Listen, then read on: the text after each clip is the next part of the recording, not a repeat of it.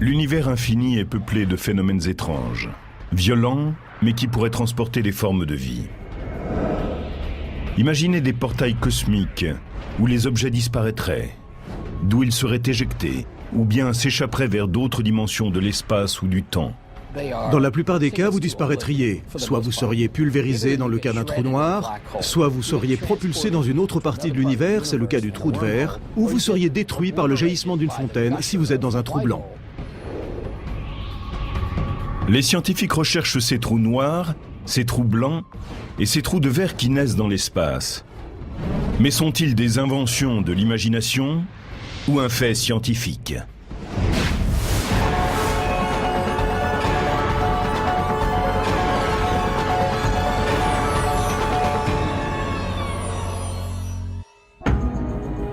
L'univers est une corne d'abondance aux possibilités infinies.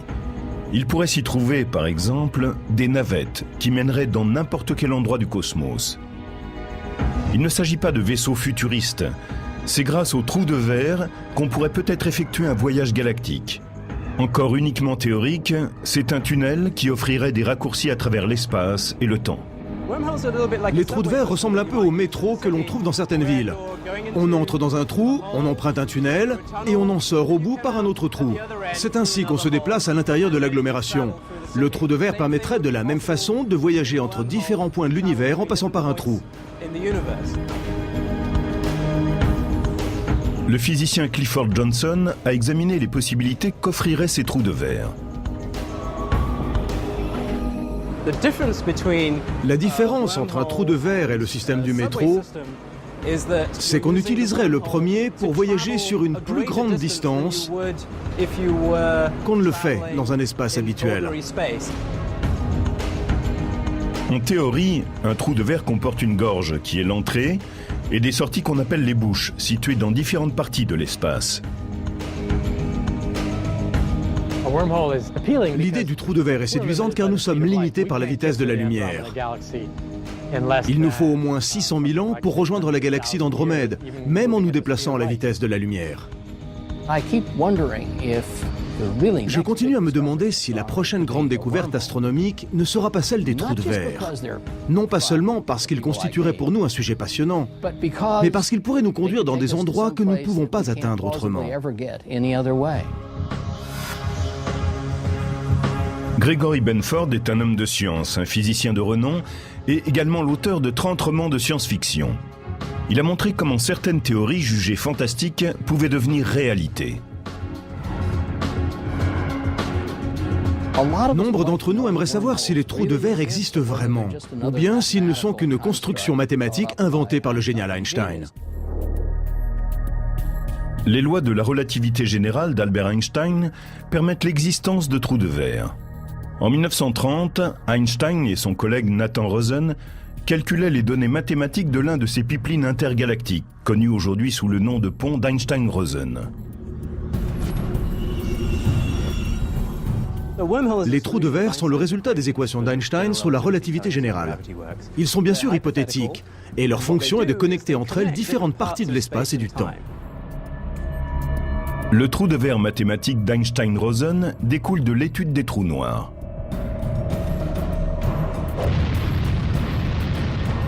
Un trou noir est une région de l'espace où le champ gravitationnel est très intense, si intense que les objets qui s'en approchent de trop près n'ont aucun moyen de lui échapper. Rien ne peut ressortir d'une rencontre avec un trou noir, même pas la lumière. Cette fontaine inversée peut nous permettre de montrer ce qui se passe à proximité d'un trou noir. Au fond, on a la zone qui est au-delà de ce qu'on appelle l'horizon. L'eau qui tombe dans cette fontaine est comme le gaz qui tomberait dans un trou noir. Imaginez que vous soyez un poisson qui nage dans cette zone. Une fois que vous êtes dans la partie centrale, vous avez dépassé le point de non-retour. Mais Einstein n'a jamais considéré le trou de verre comme un outil pour voyager dans l'espace. En théorie, à un certain moment, l'objet se forme, s'ouvre brièvement puis se referme hermétiquement. Tout objet qui tente de passer par là sera écrasé et disloqué par compression. Les trous de verre que l'on met en équation et que l'on étudie sont instables. Ils disparaissent en un temps incroyablement bref. Nous avons donc besoin de trouver un moyen de les tenir ouverts. C'est dans les années 1960 qu'on a défini le trou de verre d'Einstein comme étant instable, mais il n'y avait guère de recherche à ce sujet. Puis, dans les années 1990, est sorti le fameux film de science-fiction Contact. Adapté du livre du célèbre astronome Carl Sagan, il émettait l'idée que le trou de verre puisse permettre de voyager dans l'espace.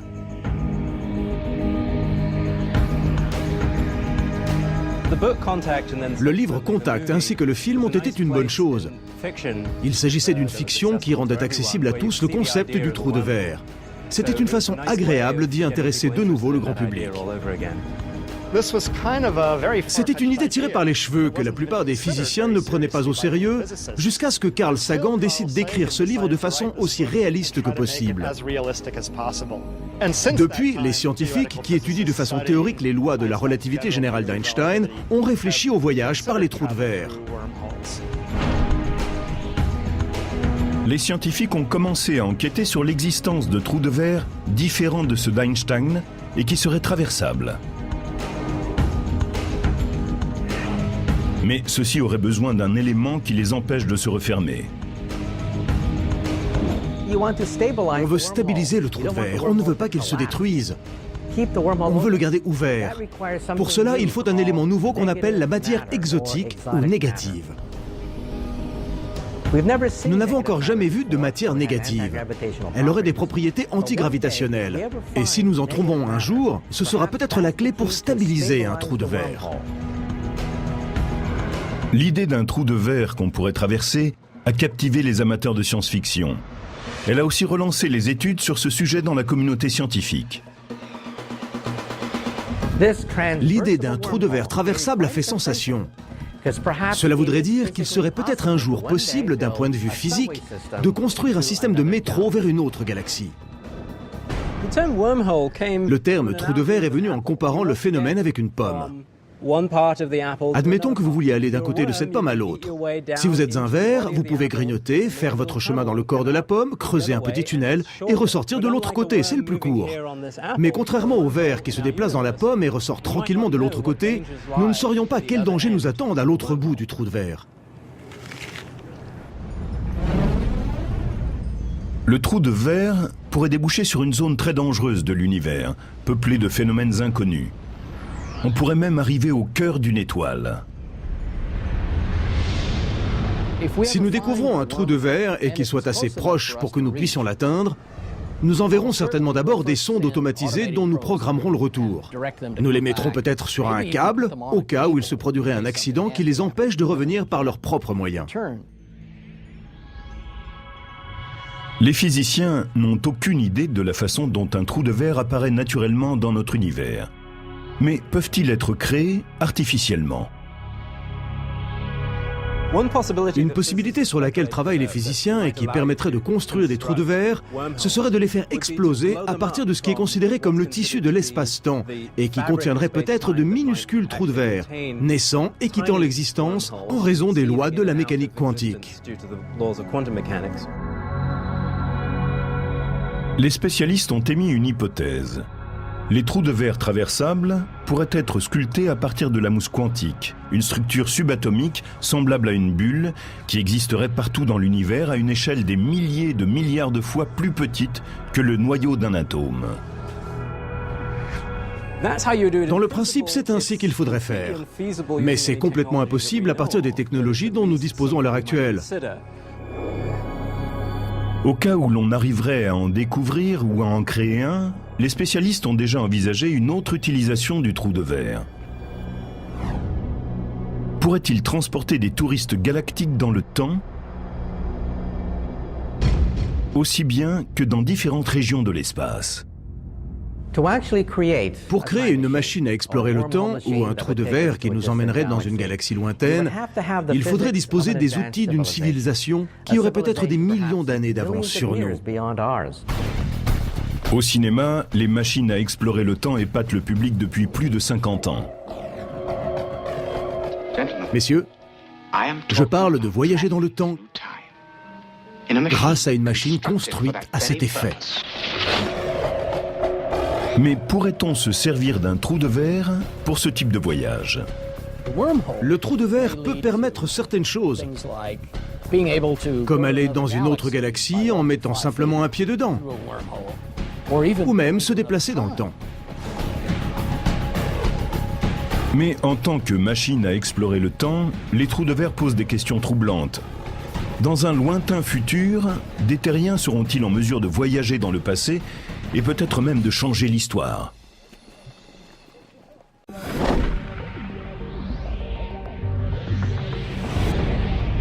Des idées scientifiques, considérées aujourd'hui comme tirées par les cheveux, pourraient un jour devenir acceptables, de même que le fait que la Terre est ronde. Les lois de la physique ne sont pas incompatibles avec l'existence de trous de verre, ces tunnels qui permettraient des incursions dans l'espace aussi bien que dans le temps. Ainsi, ces systèmes de métro cosmiques pourraient-ils être également conçus comme des machines à explorer le temps? Les lois de la relativité générale d'Einstein révèlent que le voyage temporel serait possible dans le futur. Elles montrent que le temps est perçu différemment en fonction de l'endroit où l'on se trouve dans l'univers et de la façon dont on se déplace. Les objets qui bougent à des vitesses proches de celles de la lumière vieillissent plus lentement que les objets statiques. Et ceux qui sont proches d'un corps en gravitation vieillissent plus lentement que ceux qui en sont plus éloignés. Les horloges avancent à des rythmes différents en fonction du champ gravitationnel. Plus il est puissant, plus le temps passe lentement, par rapport à quelqu'un qui est dans l'espace où il n'y a aucun champ gravitationnel. À la surface de la Terre, les horloges tournent légèrement plus lentement que dans le ciel. Nous en avons un exemple avec celle des systèmes GPS, c'est-à-dire de géolocalisation par satellite. Elles avancent un peu plus rapidement que celles qui sont sur Terre, car elles sont dans un champ gravitationnel plus faible. Les spécialistes et les ingénieurs qui développent ces systèmes GPS doivent tenir compte du rythme différent des horloges, sinon cela ne fonctionnerait plus. Alors que vous voulez aller de Los Angeles à New York, vous pourriez vous retrouver dans le Massachusetts.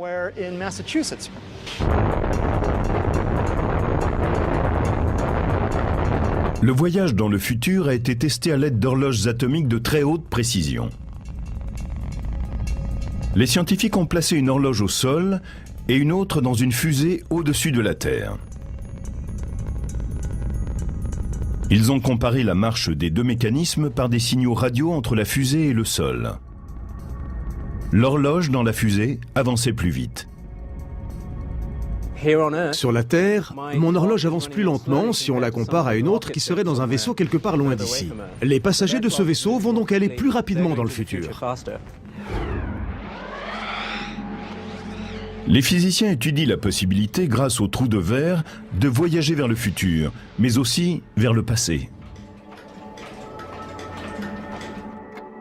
S'il existait un trou de verre dont une issue serait proche de la Terre et l'autre au centre de notre galaxie, la vitesse à laquelle le temps s'écoule serait différente à chaque extrémité comparée à l'univers extérieur.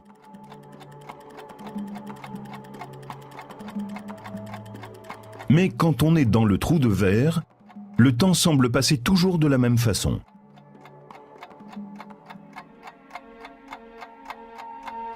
Cette différence de vitesse entre l'extérieur et le trou de verre transformerait celui-ci en machine à explorer le temps.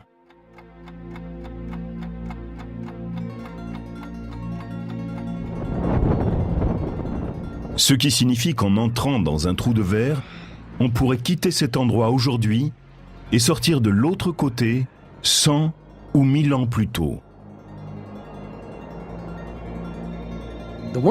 Le trou de verre peut permettre d'aller dans une autre galaxie.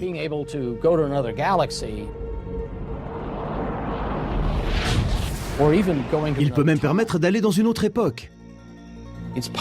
Mais peut-être pourra-t-on aussi utiliser ces objets pour transporter de l'information ou des gens dans le passé.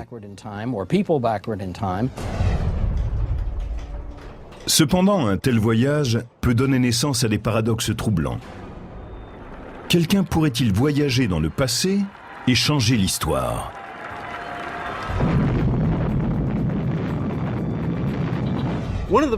Un des problèmes du voyage dans le passé, c'est qu'il produit un certain nombre de paradoxes.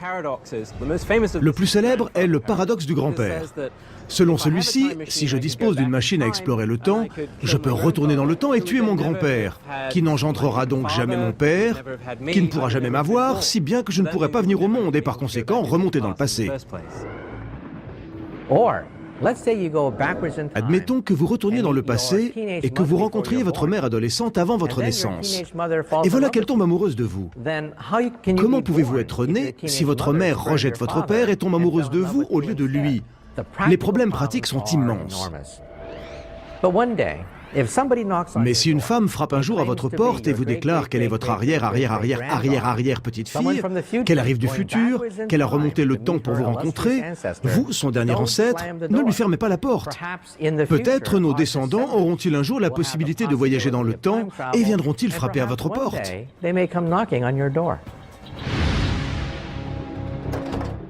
Le voyage dans le passé a donné naissance à de nombreux scénarios de science-fiction. Si cette machine peut faire ce dont vous la dites capable, détruisez-la avant qu'elle ne vous détruise. Si les lois de la physique ne s'opposent pas à l'existence des trous de verre, comment faire avec le risque de changer l'histoire ? Il serait possible que les lois de la physique nous permettent de remonter assez loin dans le temps pour arriver à un univers cohérent en soi, et qu'ainsi, l'histoire ne soit pas influençable, qu'on ne puisse retourner en arrière ni changer les événements, ce qui éviterait des paradoxes, comme celui du grand-père. Pour l'instant, ces voyages dans le futur comme dans le passé restent en suspens. Certains spécialistes pensent que toute tentative de créer une machine à explorer le temps détruirait le trou de verre. Ce qui se passe quand on essaie de transformer un trou de verre en machine à explorer le temps, c'est que dès que l'on relie des époques différentes, il se produit des radiations tellement intenses qu'elles détruisent le trou de verre et qu'il n'est plus possible de continuer l'opération. C'est peut-être un signe, une protection de la nature contre la tentation d'utiliser les lois de la physique pour produire des paradoxes et des phénomènes aussi étranges que ceux qu'induirait une machine à explorer le temps. Il paraît incertain que nous puissions voyager dans un trou de verre, car il faut savoir qu'il se passerait des choses très désagréables au cours de l'expérience.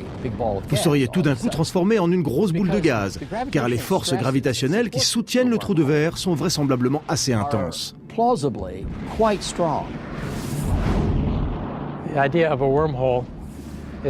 Nous ne pouvons pas dire de l'idée du trou de verre qu'elle est totalement invraisemblable.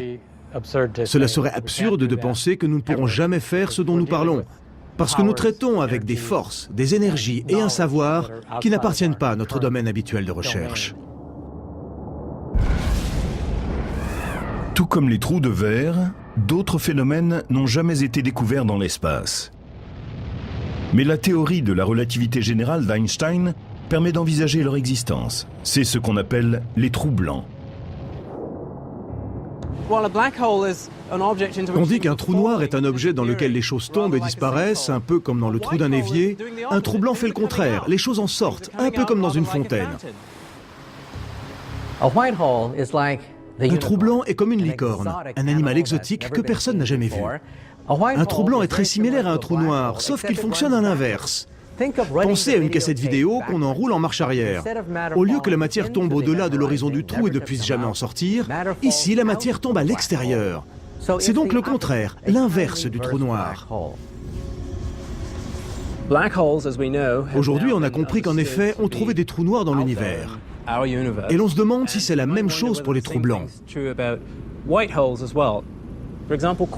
Par exemple, quand on a découvert des quasars pour la première fois, on pensait que c'était des trous blancs. Pourquoi ? Parce qu'ils semblaient produire une énorme quantité d'énergie. Nous savons maintenant que ce n'est pas le cas. Ce sont les trous noirs qui apportent aux quasars cette puissance. Il y a une école de pensée qui dit Tout ce qui peut exister existe forcément quelque part. Si nous adoptons cette façon de voir, alors nous devons admettre que les trous blancs pourraient exister quelque part. Si la nature a créé des trous blancs, les physiciens pensent qu'ils pourraient avoir été un élément important dans les premières étapes de l'univers, peut-être même dans sa formation.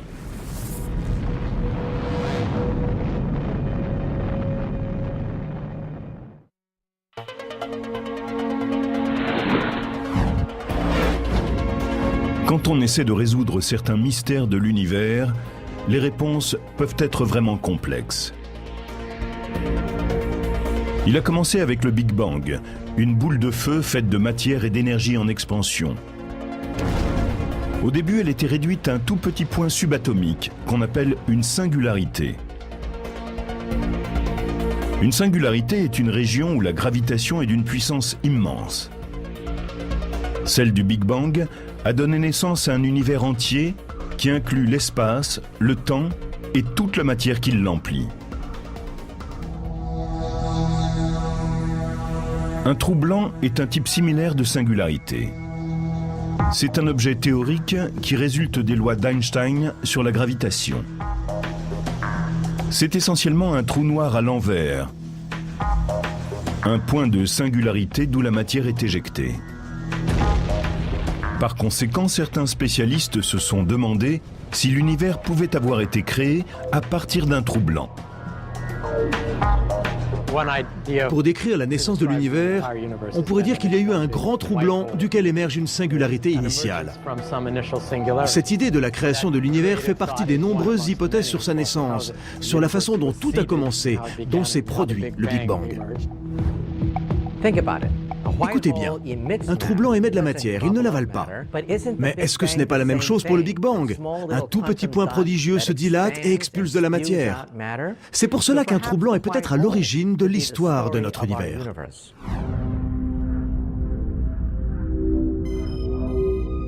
Le satellite WMAP de la NASA a mesuré le rayonnement laissé par la naissance de l'univers, la lueur primordiale.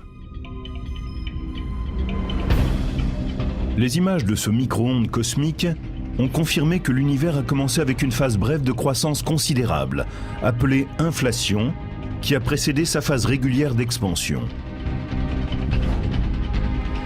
Aussi certains scientifiques se demandent-ils si un trou blanc ne pourrait avoir été l'instigateur de cette naissance.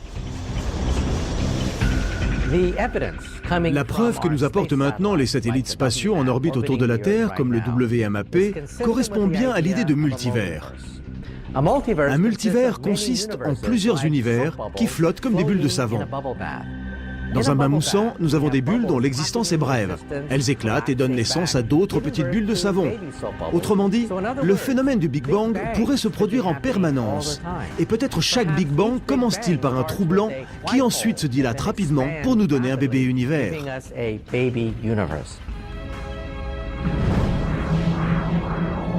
Cela ne prouve toujours pas l'existence de multiples univers, ni que des trous blancs en seraient à l'origine. Mais les scientifiques ont montré que certains types de trous blancs, bien qu'ils ne soient possibles qu'en théorie, seraient hautement instables. Ils ne survivraient pas très longtemps et se détruiraient pour former des trous noirs. Il est possible que ces trous blancs aient joué un rôle. Ils se seraient formés pour un temps très court, étant ensuite devenus instables, ils se seraient détruits. Au cours de cette période de formation, ils ont pu laisser une empreinte importante pour l'avenir de l'univers.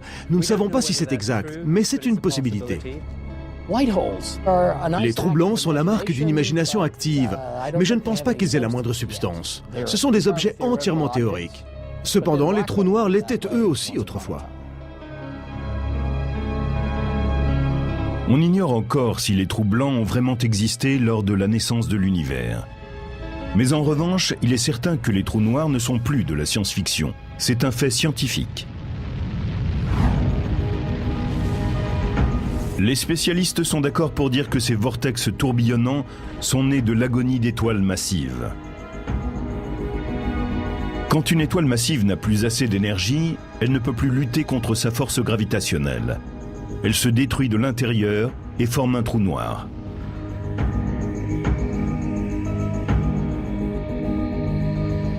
Les trous noirs sont des fauteurs de troubles dans l'évolution de l'univers. Ils peuvent attirer la matière, la rejeter, la former de nouveau, réorganiser des régions de l'espace ou une partie de la galaxie, s'établir en son centre ou se manifester dans tous ses états. Ce sont des objets très costauds qui ne peuvent être arrêtés. Les trous noirs sont difficiles à détecter, justement parce qu'ils sont noirs. Mais on peut les observer quand ils sont en interaction avec un autre élément, comme du gaz qui tombe à l'intérieur et dont la chaleur produit des rayons X. Il y a des années, l'existence des trous noirs était considérée comme impossible. Nous avions l'habitude, dans le domaine de la physique, de voir nos collègues rire lorsque nous parlions de trous noirs. Mais nous en avons à présent des centaines et des milliers de photographies magnifiques.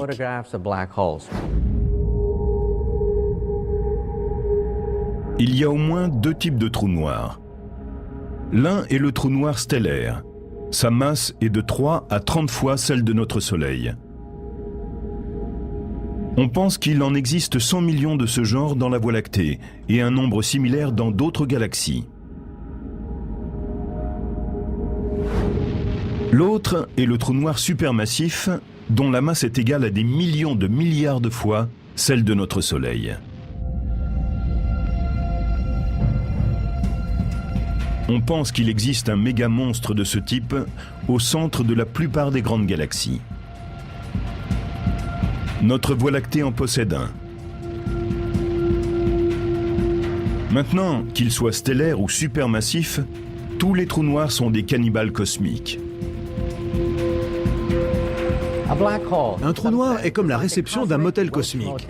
Tout le monde remplit une fiche, mais en revanche, personne ne règle sa note. Voyager vers un trou noir serait fantastique, presque psychédélique.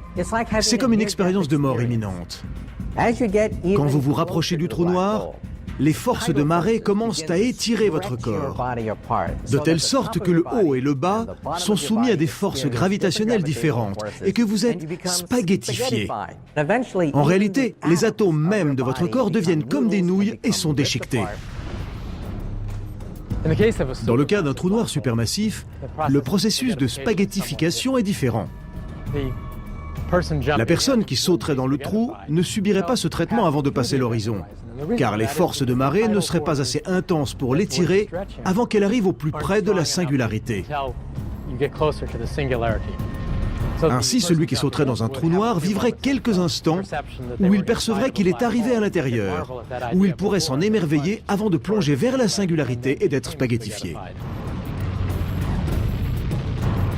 Si un trou noir ne vous semble pas assez violent, nous pouvons étudier deux trous noirs luttant pour le pouvoir. Dans l'immensité de l'espace, ils vont parfois par deux et semblent se faire comme une cour cosmique. Mais ces unions n'ont rien d'harmonieuse.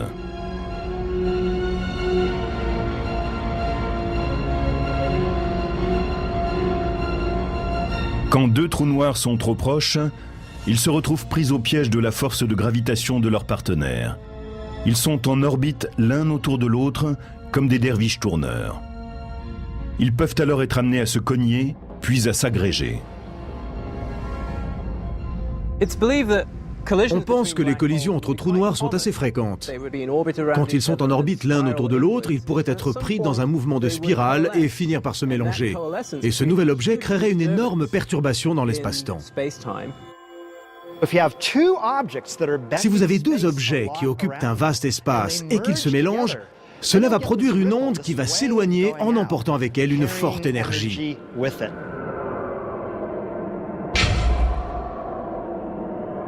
Quand les trous noirs entrent en collision, ils créent d'intenses vibrations, des ondes gravitationnelles qui se dispersent à travers le tissu de l'espace-temps.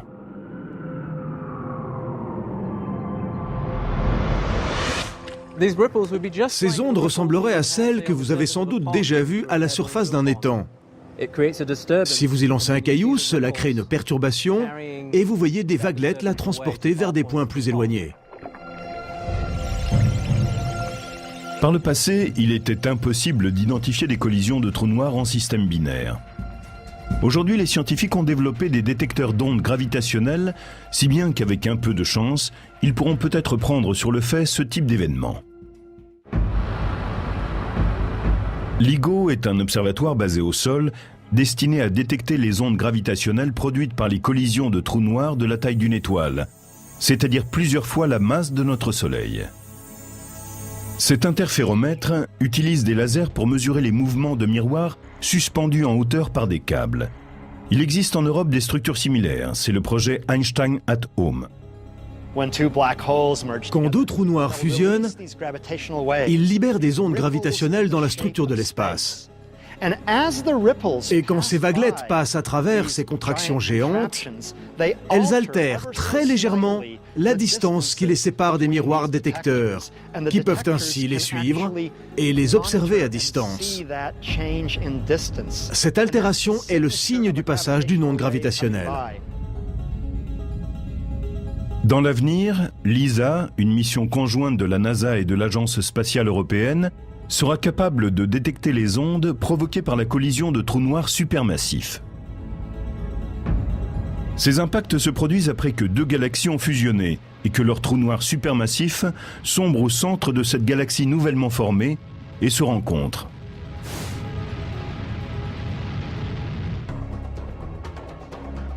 Si la collision de deux trous noirs supermassifs ne vous semble pas assez chaotique, essayons avec 3. En janvier 2007, des satellites américains et européens ont observé des triples trous noirs à 10 milliards d'années-lumière de la constellation de la Vierge. En fait, il s'agit de 3 quasars, des objets lumineux dont on pense qu'ils tirent leur énergie de trous noirs supermassifs situés au centre des galaxies. Les éléments de ce trio sont proches. Il n'y a guère entre eux que 100 000 à 150 000 années-lumière, ce qui représente la largeur de la Voie lactée. Selon toute probabilité, ils se seraient engagés dans une fusion conflictuelle. Prenons 3 grands trous noirs qui vont être rapprochés par le choc entre 2 immenses galaxies spirales ou elliptiques. À ce moment-là, c'est la mêlée générale. Et 2 d'entre eux vont tenter de gagner la partie pour éjecter le 3e. Les interactions gravitationnelles entre 3 corps peuvent mener à l'éjection de l'un des trous noirs supermassifs. Et on reste alors avec un binôme qui va finir par fusionner en un seul élément. Le trou noir supermassif est généralement éjecté à une telle vitesse qu'il ne peut pas emporter d'étoiles avec lui. Il devient alors un trou noir solitaire. Il s'éloigne seul.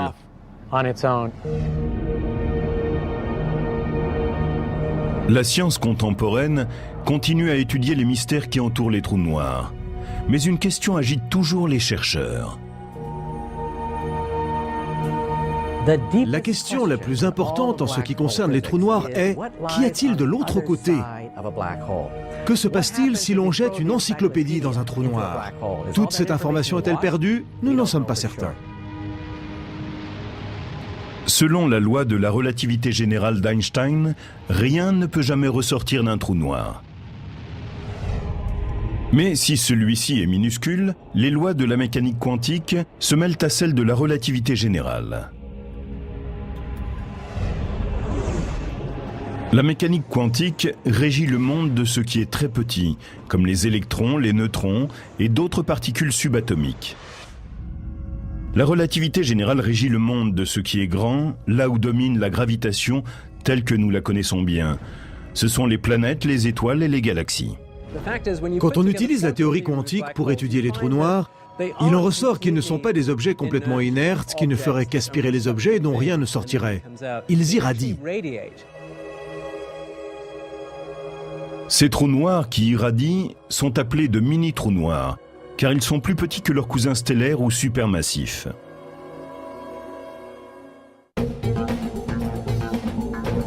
Le célèbre physicien Stephen Hawking a émis l'idée que si les mini-trous noirs existent, ils émettent sans doute un rayonnement qui a été nommé radiation Hawking. On pense que celui-ci pourrait provoquer l'évaporation et éventuellement la disparition d'un mini-trou noir. Hawking a fourni la preuve mathématique que lorsqu'un petit trou noir se forme puis s'évapore, Certaines informations n'en sortent jamais. Cette hypothèse surprenante a provoqué un tollé parmi les physiciens, car la théorie quantique insiste sur le fait qu'une information ne peut jamais être entièrement détruite. Le monde est séparé en deux camps. Ceux qui pensent que les calculs d'Hawking sont exacts et l'autre qui dit qu'ils ont besoin d'être affinés. La théorie des cordes, ainsi que d'autres, semble suggérer qu'en fait, l'information serait préservée. Simplement, elle ressortirait de façon très subtile. La question de ce qui arrive à l'information qui entre dans un trou noir n'est à mon avis pas encore résolue. Nous ne savons pas réellement ce qui arrive à toutes ces données, comme la composition chimique des objets, leur couleur, leur température, etc. Nous ne savons pas ce qui arrive à ces données.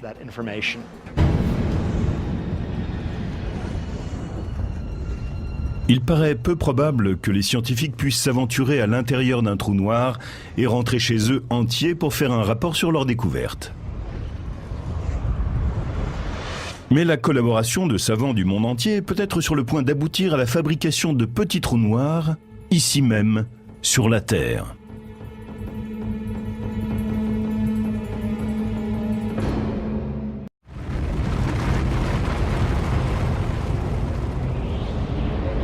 Aujourd'hui, les spécialistes repoussent les limites de la recherche cosmique. Si des trous noirs formés naturellement sont déjà des objets effrayants, que dire d'une usine qui en produirait? En Suisse, dans le laboratoire de physique du CERN, a été construit le Large Hadron Collider, ou Grand Collisionneur de Hadron, le système le plus vaste et le plus complexe qui ait jamais vu le jour. Il s'agit d'un accélérateur de particules de 27 km de long et qui pèse l'équivalent de 5 jumbo jets. Il est capable d'entrechoquer des particules subatomiques pour reproduire les énergies qui ont surgi pendant quelques microsecondes après le Big Bang. Ce dispositif a été conçu et construit pour étudier des questions importantes posées par la physique fondamentale des particules. Il doit permettre le rassemblement d'une telle quantité d'énergie que si les savants arrivent à reproduire la façon dont la nature crée ces énergies, ils pourront aussi produire de mini-trous noirs. Nous pourrions voir des trous noirs microscopiques se former au cours de ces collisions de très haute énergie. Et ensuite, il faudrait faire très vite car ils s'évaporeraient rapidement.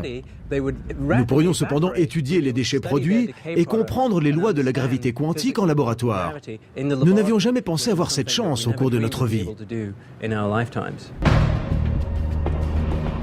Mais la possibilité de fabriquer des mini-trous noirs a soulevé des questions et des inquiétudes. Et s'ils échappaient à la gravité terrestre et avalaient notre planète? Des rayons cosmiques venus de l'espace frappent la Terre en permanence, et peut-être même avec plus d'intensité que ces mini-trous noirs. Aussi, ceux-ci sont-ils inoffensifs? Ils ne vont pas avaler la Terre. On a déjà connu ce genre de peur aux États-Unis. À Brookhaven, dans l'État de New York, une plus petite expérience est déjà en route. The Relativistic Heavy Ion Collider, collisionneur relativiste d'ions lourds, appelé aussi RHIC, est un tunnel souterrain où des atomes d'or se heurtent à une vitesse atteignant 99,9% de celle de la lumière. Quand l'expérience a débuté en 2000, les journaux télévisés ont répandu le bruit que ces chocs créaient des trous noirs. Le laboratoire a décidé qu'il fallait répondre à cette accusation et rassurer la population. Il a donc invité un groupe à visiter le site. Et les gens ont compris que ce type de collision s'était déjà produit dans l'espace sans causer le moindre problème. Nous avons rassemblé les conditions nécessaires en théorie à ces collisions et mathématiquement, nous devrions obtenir une certaine similitude avec ce que nous pensons des trous noirs. Nous ne pouvons pas produire ici au RHIC un trou noir susceptible de représenter une menace. Le RHIC n'est absolument pas capable de produire un trou noir quel qu'il soit. La masse créée ici n'est pas assez importante. Bien que le RIC ne soit pas en mesure de créer de mini-trous noirs, les scientifiques peuvent étudier les cendres issues de ces collisions de particules et comprendre ce que furent les quelques microsecondes qui ont suivi le Big Bang. Nous pouvons utiliser ces informations pour mieux comprendre ce qui est arrivé juste après le Big Bang, y compris l'éventuelle formation d'un trou noir primordial.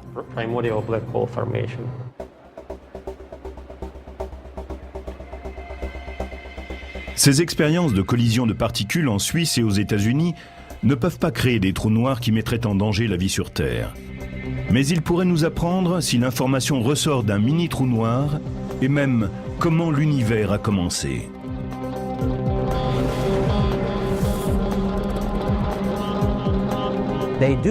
C'est un laboratoire où nous pouvons tenter de pousser dans leurs limites les théories d'Einstein. En effet, nous pensons que les mini-trous noirs pourraient nous permettre d'aller au-delà des travaux de ce savant génial.